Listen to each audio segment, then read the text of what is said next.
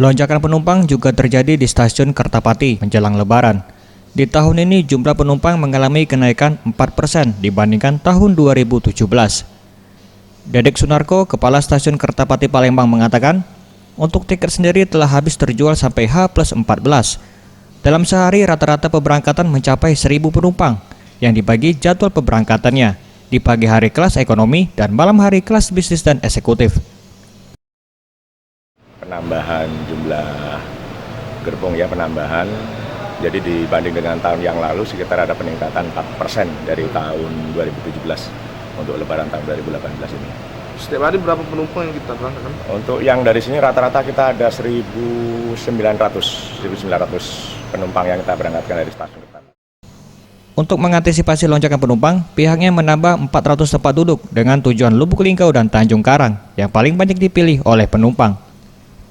Tim Liputan Sriwijaya TV.